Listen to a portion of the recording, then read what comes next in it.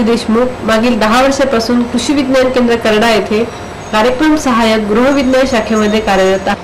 विदर्भातील वाशिम जिल्ह्यामध्ये खरीप हंगामात सोयाबीन पिकाखाली 80% म्हणजेच 2,48,795 हेक्टर क्षेत्रफळ आहे। आज रोजी सोयाबीनचे पीक शेतकरी वर्गासाठी वरदान ठरलेले आहे। सोयाबीन मध्ये 40% प्रथिने, 20% वसा, 20% तेल आहे। त्यामुळे कुपोषण सारख्या आजारावर सोयाबीन महत्त्वपूर्ण आहार ठरू शकतो। कृषी विज्ञान केंद्र करडाच्या गृहविज्ञान शाखेअंतर्गत सोयाबीन प्रक्रिया उद्योग वाढीसाठी मागील 7 वर्षांपासून प्रयत्न सुरू आहे।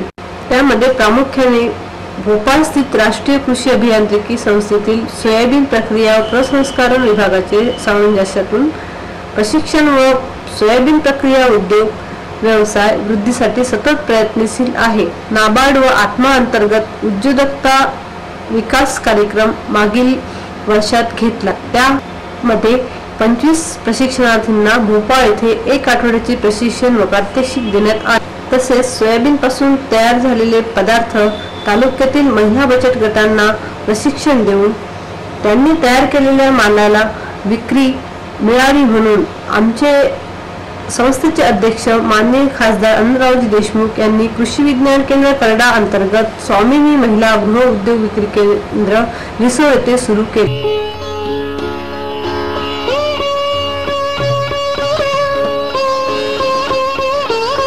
पेरा आता प्रचंड वाढला आहे, त्यामानाने प्रक्रिया उद्योग मात्र कमी आहे।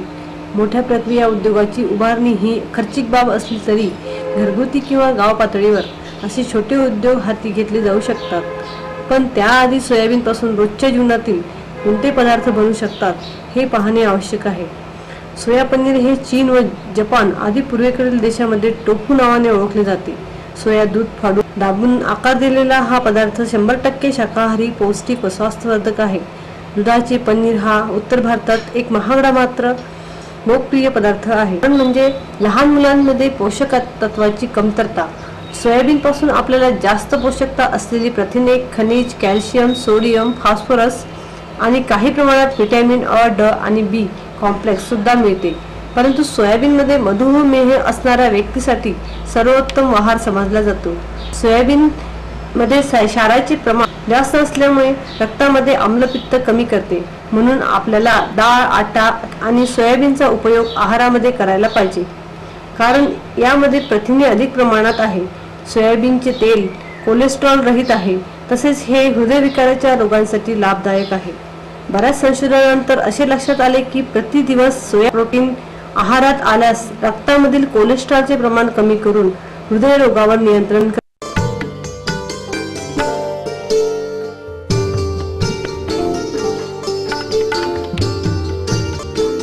सोया दूध आणि सोया पनीर एक आनंदपूर्ण स्वास्थ्यवर्धक आहार आहे।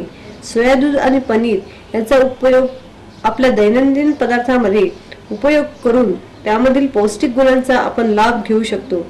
परंतु सोया दूध आणि पनीर यांच्या नियमित सेवनाने आपण आधुनिक युगातील बऱ्याच प्राणघातक आजारांचा सामना करू शकतो।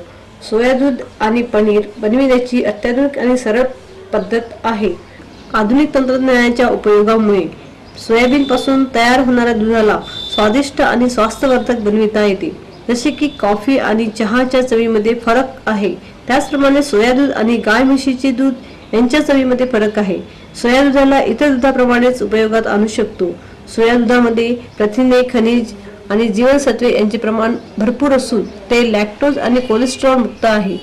पनीर बनविण्या व्यतिरिक्त सोया दुधापासून गरम तसेच थंड पेय, फ्रूट शेक, योगर्ट, दही, आईस्क्रीम इत्यादी बनविता येते। बाजारामध्ये सोया दूध बॉटलमध्ये पॉलिथिन पॅकमध्ये उपलब्ध आहे.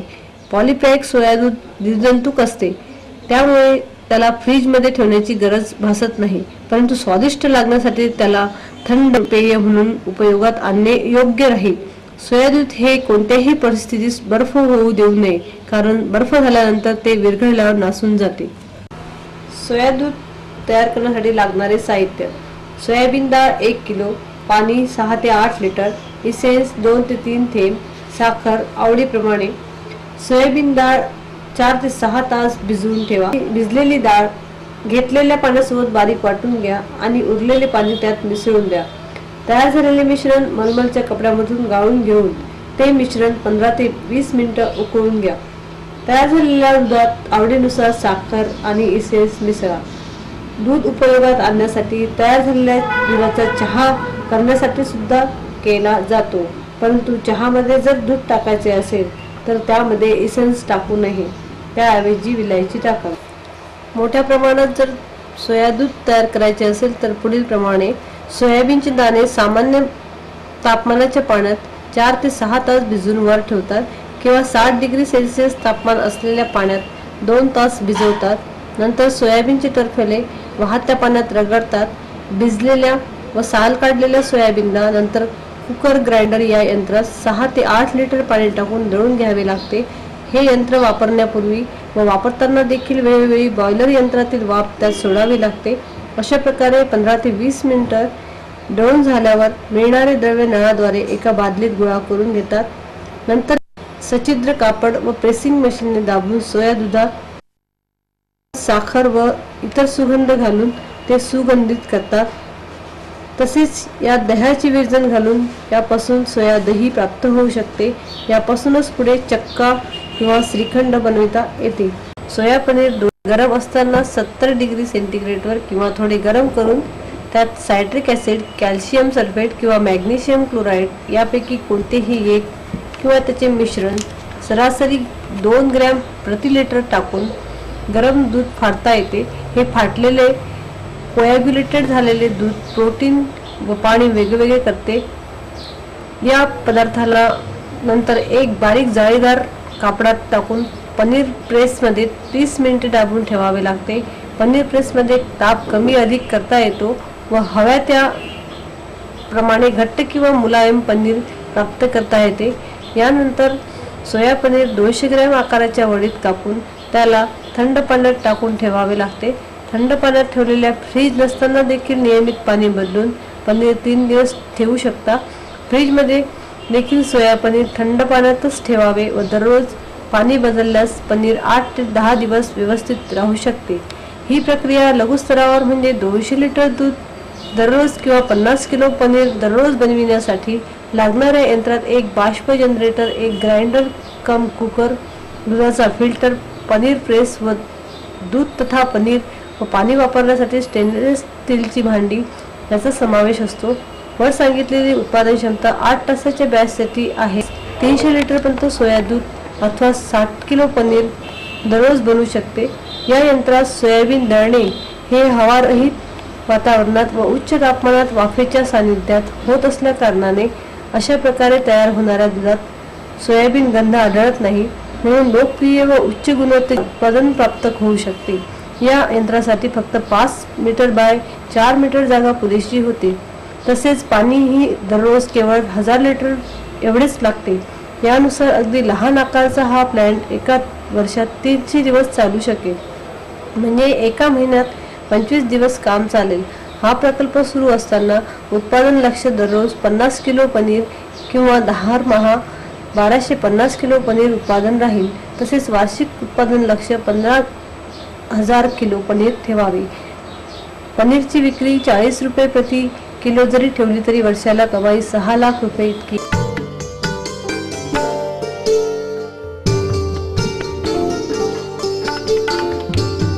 सोया गुलाबजामुनसाठी लागणारे साहित्य: खवा 500 ग्रॅम, मैदा 200 ग्रॅम, सोया ओकारा 200 ग्रॅम, विलायची 2 ग्रॅम, साखर 1 किलो, बेकिंग पावडर 1 ग्रॅम. कृती: खव्याला दोन्ही हाताने मळावे. मळलेल्या खव्यात ओकारा मैदा, बेकिंग पावडर टाकावे। एका पातेल्यात साखर घेऊन त्यामध्ये सारख्या प्रमाणात पाणी घालून उकळावे। एक तार पाक करा। पाक मधील मळ निघण्यासाठी त्यामध्ये 1 चमचा दूध टाकावे। मैदा, खवा आणि ओकारा यापासून मळलेल्या आट्याचे लहान लहान गोळे तयार करून ते तुपामध्ये टाकावे।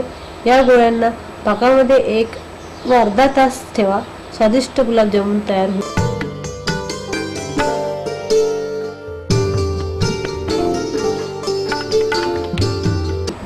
सोया ओकारा हलवा तयार करण्यासाठी लागणारे साहित्य: ओकारा 250 ग्रॅम, डालडा तूप 200 ग्रॅम, साखर 100 ग्रॅम, नारळ 200 ग्रॅम, पाणी 300 मिलीलिटर, चारोळी 10 ग्रॅम। कृती पुढील प्रमाणे: कढईमध्ये डालडा तूप गरम करा। ओकारा गुलाबी होईपर्यंत भाजा। ओकारा चांगल्या प्रकारे भाजल्यावर त्यामध्ये पाणी टाकावे व वाफेवर होऊ द्यावे। थोडं शिजल्यावर त्यामध्ये साखर टाका। हलवा तयार झाल्यावर त्यामध्ये विलायची, किसलेले खोबरे घाला। गरम गरम हलवा तयार झाल्यावर किसलेले नारळ घालून स्वादिष्ट हलवा तयार होईल।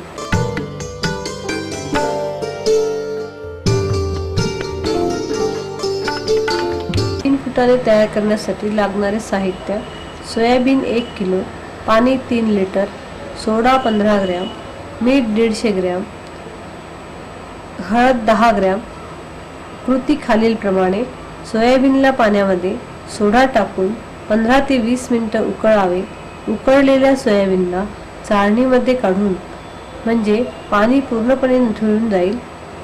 नंतर सावलीमध्ये 10 मिनिटे वाळू घालून उन्हामध्ये चांगले कडक वाळेपर्यंत ठेवावे।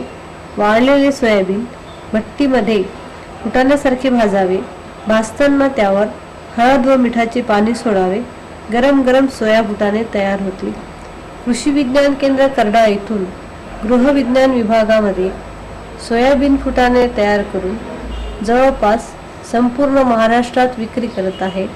यापासून महिला बचत गटाने जर सोयाबीन फुटाणे तयार करण्याचे प्रशिक्षण घेतले तर त्यांना निश्चितच त्यापासून फायदा होईल।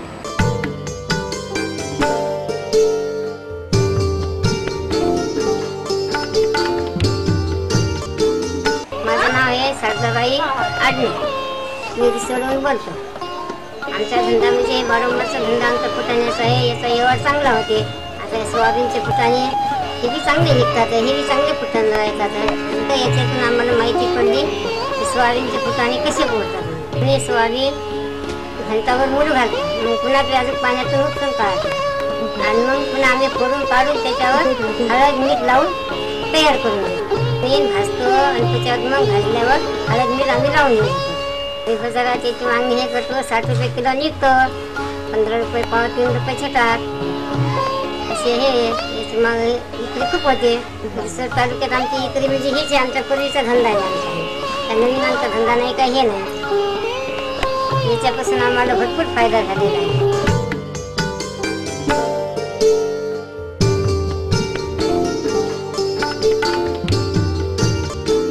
सोयाबीनचा उपयोग बेकरी पदार्थांमध्ये बऱ्याच प्रमाणात होत आहे, जसे सोया बिस्किट, सोया केक, सोया नानखटाई, सोया ब्रेड, सोया पाव।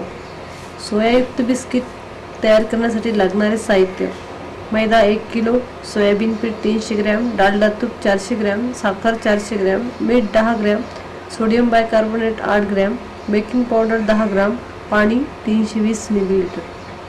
कृती: सुरुवातीला तूप आणि साखर एकत्र करून फेटा व क्रीम तयार करा। तयार क्रीममध्ये पाणी टाकून त्यामध्ये इतर साहित्य बेकिंग पावडर, सोडियम बायकार्बोनेट, सोया आटा, मैदा, मीठ मिसळा आणि भिजवून घ्या। भिजवलेल्या पिठाचे गोळे तयार करून लाटा आणि इच्छेनुसार आकार द्या, जसे गोल, त्रिकोणी, चौकोनी। या बिस्किटला ओव्हनमध्ये 200 डिग्री सेंटीग्रेडवर 20 मिनिटे ठेवा। सोयायुक्त केक तयार करण्यासाठी लागणारे साहित्य: मैदा 200 ग्रॅम, सोयाबीन पीठ 75 ग्रॅम, डालडा तूप 200 ग्रॅम, साखर 200 ग्रॅम, अंडे 6, बेकिंग पावडर 2.5 ग्रॅम, पाणी 80 मिलीलिटर, कागदाची वाटी। कृती: अंड्याला 1 बीटरमध्ये फेटून घ्या। तूप आणि साखर मिसळून क्रीम तयार होईपर्यंत फेटा. मैदा आणि सोयाबीन आटा गाळून एकत्र करा. या मिश्रणात बेकिंग पावडर टाका. फेटलेल्या अंड्याला साखर आणि तूप मिळून बनविलेल्या क्रीम मध्ये टाका. यामध्ये पाणी टाकून मैदा आणि सोयाबीन आटा एकत्र केलेला त्यामध्ये टाका आणि मिश्रण तयार करा. कागदाच्या वाट्या लोखंडी रिंग्समध्ये फसवा आणि तयार केलेले मिश्रण त्यामध्ये टाकून त्यावर चेरी टाका. ओव्हनमध्ये 160 डिग्री सेंटीग्रेडवर 15 मिनिटे बेक करा. स्वादिष्ट पौष्टिक केक तयार होईल.